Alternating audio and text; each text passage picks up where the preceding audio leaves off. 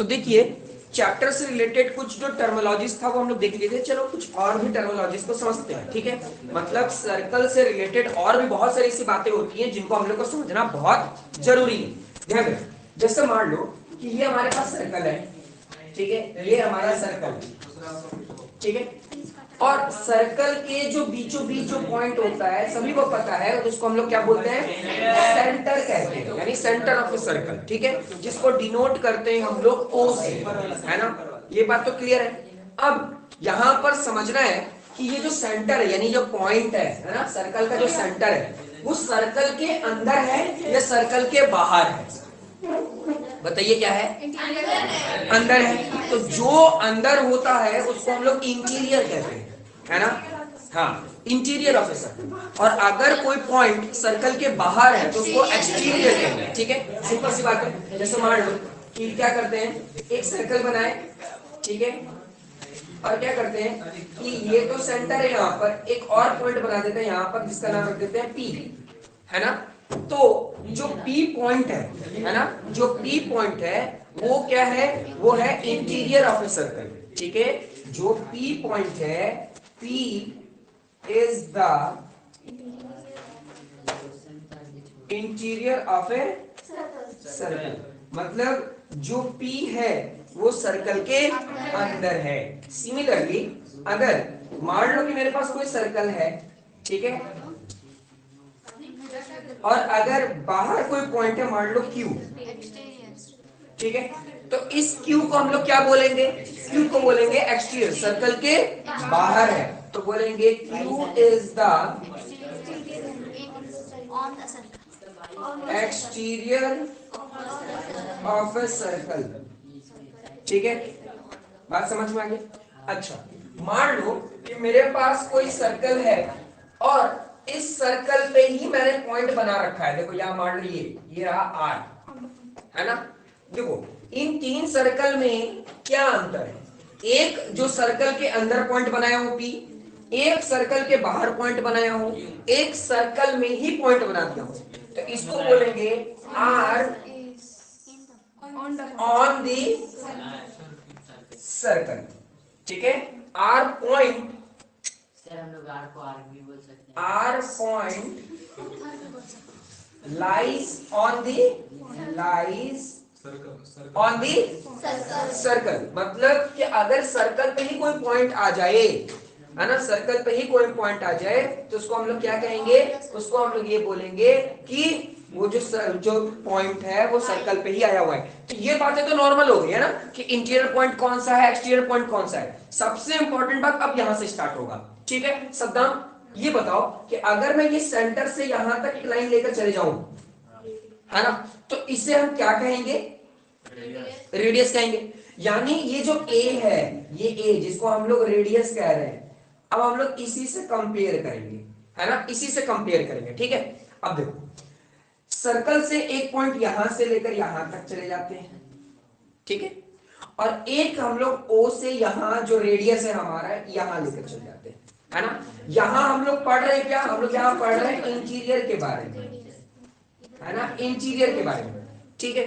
तो यहां पर हमको दो लाइन दिख रहा है, एक दिख रहा है ओपी और एक दिख रहा है हमको ओए, है ना। तब हमको ये बताओ कि ओपी और ओए में कौन सा लाइन बड़ा है। ऑब्वियस सी बात है कि जो ओए होगा वो क्या होगा, बड़ा होगा। तो इससे क्या पता चला, इससे ये पता चला कि अगर सर्कल के अंदर, इससे ये पता चलता है कि अगर सर्कल के अंदर कोई पॉइंट होगा, सर्कल के अंदर कोई पॉइंट होगा तो वो पॉइंट हमेशा रेडियस से छोटा होगा, वो पॉइंट हमेशा रेडियस से छोटा होगा। बोलो समझ में आ रहा है, समझ में आ रहा है, फिर से बता देता, ध्यान दो। तुमको ये बताओ सर्कल के अंदर का ये पी, है ना, और रेडियस कौन सा होता है ये, तो जब मैं इसको और इसको नापूंगा बताओ कौन बड़ा दिखेगा, ओए बड़ा दिखेगा। और ओए एक तरह का क्या है, रेडियस। तो हम बोल सकते हैं कि जो इंटीरियर पॉइंट होता है, जो इंटीरियर पॉइंट होता है वो छोटा होता है किससे, रेडियस से। बोलो समझ में आया कि समझ में आया। सिमिलरली अब मान लो कि यहां से हम बाहर तक का एक पॉइंट लेकर जाते हैं, तो यहां से यहां तक हो गया। अच्छा, रेडियस कहां है, यहां से लेकर यहां तक, यही वाला मान लो ओ ए, ठीक है। तो इस केस में बताओ कि रेडियस बड़ा है या एक्सटीरियर पॉइंट बड़ा है। ऑब्वियस सी बात है, तो यहाँ पे क्या बोलेंगे हम, यहाँ बोलेंगे कि ओ क्यू जो है वो बड़ा है, ओ क्यू जो है वो बड़ा है किससे, ओ ए से। बात समझ में आ रहा है, ओ क्यू जो है वो बड़ा है, देखो साइन देख लेना, ओ क्यू क्या है, बड़ा है किससे, ओ ए से। तो हम लोग बोल सकते हैं कि जो एक्सटीरियर पॉइंट होता है, वो बड़ा जो एक्सटीरियर पॉइंट होता है वो बड़ा होता है किससे, रेडियस से। मेरी बात समझ में आ रही है कि समझ में आ रहा है, डायमीटर से बड़ा हो सकता है सर, क्या डायमीटर से अगर बाहर गया डायमीटर, अब देखो डायमीटर तो हम लोग को देखना होगा, तब तो लेंथ देखना होगा। हम लोग अभी जितना भी देख रहे हैं वो रेडियस से ही देख रहे हैं, बात समझ में आ रहा है, सिर्फ और सिर्फ रेडियस से देख रहे हैं। ये हम लोग देख रहे थे एक्सटीरियर पॉइंट वाला, इधर वाला, ठीक है, ये इंटीरियर था यहाँ। अच्छा चलो इसकी बात करते हैं, है ना। यहां से ऑन दी पॉइंट में कौन था, आर था, और यहां पर क्या है हमारा, रेडियस है। तो इस केस में जो ओ आर होगा वो इक्वल हो जाएगा किससे, ओ ए से। इतनी बात समझ में आ रही है ना, ये बात एकदम ध्यान रखना। तो इसका मतलब कि कोई भी ऐसा पॉइंट जो सर्कल पे लाई कर रहा है, lie on a circle, lies on a circle, अगर कोई ऐसा पॉइंट है, ठीक है, ऐसा कोई भी पॉइंट है जो सर्कल पे लाई कर रहा है, वो हमेशा बराबर होगा किसके, रेडियस के।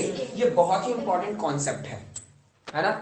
अगर आप लोग को इजी लगता है तो बहुत अच्छी बात है, अगर हार्ड लगता है तो समझ लो, ध्यान से समझो, उसके बाद आगे बताते हैं। चलिए कुछ और टर्मिनोलॉजी समझते हैं सर्कल से रिलेटेड। मान लो कि ये हमारा एक सर्कल है, ठीक है, और यहां से ये सेंटर से हमने क्या किया, एक सर्कल ड्रॉ किया है, ठीक है, 5 सेंटीमीटर का होगा सपोज, ठीक है, रेडियस क्या होगा 5 सेंटीमीटर। अगर इसी सेंटर से 7 सेंटीमीटर का एक और सर्कल ले लें, है ना, तो क्या हो गया, सर्कल पे सर्कल है, ऐसा बोल सकते हैं ना, सर्कल पे सर्कल है, इसलिए ऐसे सर्कल को कॉन्सेंट्रिक सर्कल कहते हैं। कॉन्सेंट्रिक सर्कल, है ना, सर्कल के अंदर अगर सर्कल हो तो कॉन्सेंट्रिक सर्कल। अगर हम लोग कंप्यूटर पढ़ रहे होते तो प्रोग्राम के अंदर प्रोग्राम या सर्कल के अंदर सर्कल होता तो उसको नेस्टेड कहते, नेस्टेड, है ना, लेकिन कंप्यूटर तो पढ़ नहीं रहे तो इतना दिमाग मत लगाओ, सिर्फ मैथ लगाओ। तो अगर सर्कल के अंदर सर्कल हो, अगर सर्कल के अंदर सर्कल हो तो ऐसे सर्कल को कॉन्सेंट्रिक सर्कल कहते हैं। अब यहाँ पर क्वेश्चन उठता है, सर क्या कॉन्सेंट्रिक सर्कल में 2 ही सर्कल हो सकते हैं, तो आंसर सुन लो, नहीं। आप चाहो तो जितना उतना आप सर्कल बना सकते हो, जिसका आप ना रियल लाइफ एग्जांपल किसको देख सकते हो, आर्चरी का गेम देखे हो तुम लोग, आर्चरी का गेम देखे हो, मतलब तीर धनुष वाला जो गेम होता है जिसमें एक टारगेट होता है, आर्चरी में तीर चलाने वाला, है ना, क्या करते हैं, ऐसे तीर चलाते हैं और वो बहुत सारे ना कॉन्सेंट्रिक सर्कल के पॉइंट्स होते हैं, है ना, जो बीच में अगर उसका तीर लग गया तो 10 पॉइंट मिल जाएगा, है ना, उसके सेकंड बैंड में मिलेगा तो 9 पॉइंट मिल जाएगा, ऐसे सोन, है ना। ओलंपिक में भी इस तरह का गेम होता है और इंडिया में बहुत सारी ऐसी तीर अंदाज वाली जो लेडी हैं या गर्ल्स हैं वो लोग जीती हैं, ठीक है। बात समझ में आ रहा है कि नहीं आ रहा है, हाँ सेंटर एक ही रहेगा लेकिन अलग अलग रेडियस के सर्कल्स होंगे। बात समझ में आ गया, डाउट है, ठीक है। तो चलिए एक और बात बता देता हूं, एक और टर्मिनोलॉजीज आती है यहाँ पर, साइक्लिक क्वाड्रिलेटरल, है ना।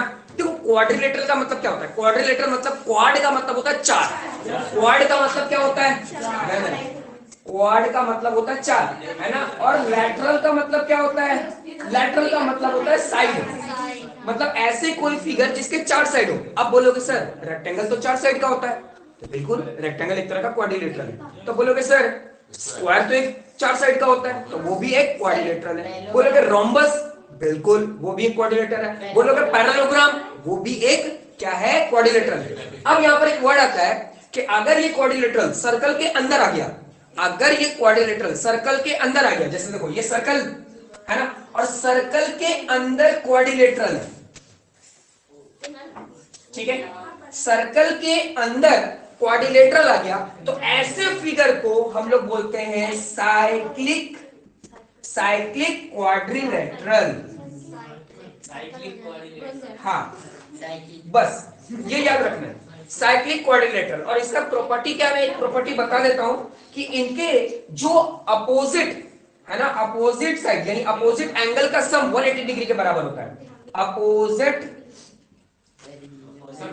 एंगल का सम यानी सम ऑफ अपोजिट एंगल है ना, यहां पर लिख देता हूं, sum of opposite angle is equal to 180 degree. ये हम लोग को प्रूव करने के लिए भी आएगा, ठीक है, मैं प्रूव करना भी सिखाऊंगा, तुम लोग को टेंशन लेने की जरूरत नहीं है, ठीक है। ये बात को एकदम दिमाग में भर लो, ठीक है। कैसे होगा जब वो हाँ वो प्रूव करूंगा ना तो अच्छे से पता चल जाएगा, ठीक है। हाँ चलिए अब हम लोग एक्सरसाइज बना सकते हैं। तो एक एक करके क्वेश्चन सॉल्व करते हैं और देखते हैं कि उसका आंसर क्या होगा। तो ऑनलाइन वाले आंसर देंगे, ठीक है। तो देखिए एक्सरसाइज 10.1, ठीक है। एक्सरसाइज 10.1 में देखिए, शेयर कर देता हूं। पहला क्वेश्चन देखिए क्या लिखा हुआ है, उसके बाद सद्दाम आंसर देगा और ऐसे लाइन से चलते जाएंगे आप लोग, ठीक है। नहीं लाइन से नहीं, 2-3 लोग से पूछेंगे, जिसका दांत ज्यादा दिख रहा है पहले उससे पूछेंगे, सेकंड वाला तुम्हीं से पूछेंगे। चलिए पहला क्वेश्चन लिखा हुआ है, ऑनलाइन में कोई भी आंसर दे सकता है लेकिन कोई दूसरे को बताना नहीं। लिखा हुआ है the centre of a circle lies in dash of the circle, मतलब कि सर्कल का जो सेंटर होता है वो कहां लाई करता है, इंटीरियर में या एक्सटीरियर में, बताओ ज्योति। इंटीरियर। वेरी गुड, क्या होगा तुम बताओ। वेरी गुड, इंटीरियर है ना, आंसर क्या होगा इंटीरियर, क्योंकि सर्कल का जो सेंटर होता है वो इंटीरियर पॉइंट पे होता है, ठीक है। अब अतहर आंसर देगा।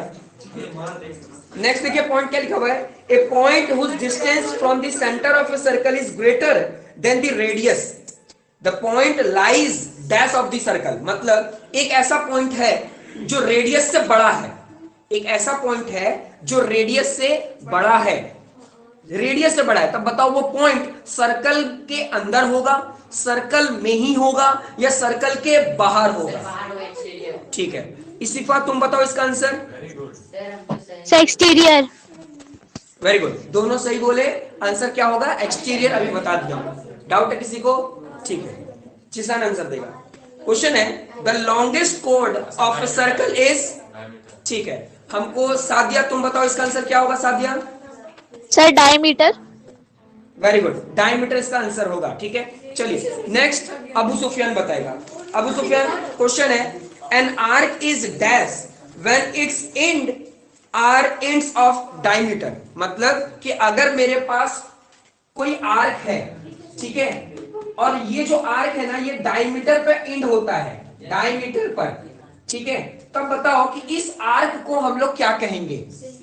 वेरी गुड, सेमी आर्क, क्या कहेंगे सेमी आर्क, ये बता दिया था तुम लोगों को, है ना। चलिए अब आप बताओगे तनवीर। नेक्स्ट क्वेश्चन क्या लिखा हुआ है, the segment of a circle is region between an arc and dash of the circle. अच्छा हमको अगर सेगमेंट बनाना है, ठीक है, सेगमेंट बनाने के लिए मेरे पास आर्क है और मेरे को क्या चीज की जरूरत पड़ेगी, कॉर्ड। समझ में आ रहा है, आंसर क्या हो जाएगा कॉर्ड। वेरी गुड, ठीक है। साजिया लास्ट क्वेश्चन है, मतलब क्वेश्चन नंबर 1 का, a circle divides the plane on which it lies in dash part, मतलब एक सर्कल कितने पार्ट में बटा हुआ होता है। Sir 3 parts. 3 पार्ट्स, सबको पता है कि सर्कल का हम लोग बाहर भी पॉइंट बना सकते हैं 1 पार्ट, सर्कल के अंदर भी पॉइंट बना सकते हैं 2 पार्ट, और सर्कल में ही पॉइंट बना सकते हैं 3 पार्ट, मतलब सर्कल के कितने पार्ट हो सकते हैं 3 पार्ट हो सकते हैं, ठीक है। अब आप बताओगे ट्रू फॉल्स, ठीक है। चलिए ट्रू फॉल्स में पहला क्वेश्चन है कि line segment joining the centre to any point of the circle is the radius of a circle, true और फॉल्स समझाना पड़ेगा। हाँ तो बताइए ट्रू, सबको समझ में आ रहा है। देखो अगर नहीं समझ में आएगा हमको बोलना, हम समझा देंगे क्वेश्चन, ठीक है। आंसर क्या होगा, ठीक है, हम बता रहे। देखो क्या लिखा हुआ है, लिखा हुआ है line segment joining the center of any point of a circle is radius of a circle, मतलब मान लो कि मेरे पास एक सर्कल है, सर्कल के सेंटर से, है ना, सर्कल के किसी पॉइंट को छू दो, किसी भी पॉइंट को छुओ, ठीक है, यानी टच करता हुआ कोई लाइन जाता है, तो ये जो लाइन होगा ये सारे के सारे लाइन रेडियस कहलाएंगे। ट्रू की फॉल्स, ट्रू, ठीक है। अब आप बताओ, ठीक है। नेक्स्ट क्वेश्चन लिखा हुआ है, a circle has only finite number of equal chords, मतलब एक सर्कल के कुछ गिने चुने ही कॉर्ड्स हो सकते हैं, ट्रू या फॉल्स? फॉल्स। ये बात सही बोल रही है कि गलत? समझा? जितना चाहे हम उतना कॉर्ड बना सकते हैं, इसलिए आंसर क्या हो जाएगा? False. Very good. Next question देखिए क्या लिखा हुआ है। लिखा हुआ है, if a circle is divided into 3 parts, ठीक है, आप बताओगे, if a circle is divided into 3 parts equal arc each of major arc, मतलब मान लो कि एक सर्कल है, ठीक है, ये सर्कल है, तो अगर इस सर्कल को अगर हम 3 भाग में बांट दें, है ना, 3 भाग में बांट दें, तो हर एक आर्क जो होगा, हर एक आर्क वो मेजर आर्क कहलाएगा। फॉल्स। बात समझा? मेजर आर्क का मतलब क्या होता है? जो 50% से ज्यादा हो। यहाँ तो 50 मिल ही नहीं पाएगा। बात समझ में आया? इसलिए आंसर किसका क्या हो जाएगा? फॉल्स। ठीक है, आप बताओगे, ठीक है। नेक्स्ट क्वेश्चन देखो क्या लिखा हुआ है। क्वेश्चन लिखा हुआ है, a chord of a circle which is twice as long as radius is the diameter of a circle, मतलब कि अगर किसी सर्कल का, है ना, अगर रेडियस को दुगना कर दें, रेडियस को दुगना कर दें तो वो डायमीटर कहलाएगा, है ना, वो एक तरह का कॉर्ड भी है। तो ये बात ट्रू है कि फॉल्स है? वेरी गुड, ट्रू है। बात समझ में आया? अब आप बताओगे, ठीक है। नेक्स्ट क्वेश्चन देखो क्या लिखा। अच्छा ठीक है, ये सेक्टर बहुत इजी है। देखो क्या लिखा हुआ है, sector is the region between the chord and the corresponding arc, मतलब सेक्टर बनाने के लिए हमको कॉर्ड की जरूरत पड़ती है और आर्क की जरूरत पड़ती है। ट्रू या फॉल्स? फॉल्स। समझ में आ रहा है ना? सेक्टर बनाने के लिए सोहेल क्या चीज की जरूरत पड़ती है? सोहेल, हमको सेक्टर बनाना है तो हमको एक आर्क की जरूरत पड़ेगी और क्या चीज की जरूरत पड़ेगी?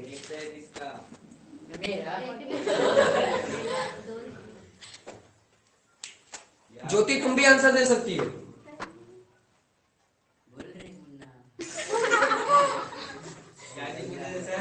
एक सेक्टर बनाने के लिए क्या क्या चीज की जरूरत पड़ती है? वो तो सेगमेंट के लिए, ठीक है। तुम बताओ जी। Sir 2 radius. हाँ, 2 रेडियस बोलो या रेडियाई बोलो, बात समझ में आ रहा है? हाँ चलिए, तुमसे नहीं, वसीम से भी क्वेश्चन पूछा, वसीम से क्वेश्चन पूछा, वसीम। अच्छा, बहुत इजी क्वेश्चन है। A circle is a plane figure, true और फॉल्स? ट्रू। तो बताओ 3D फिगर सर्कल के जैसा कौन होगा? ये मत बोल देना सिलेंडर।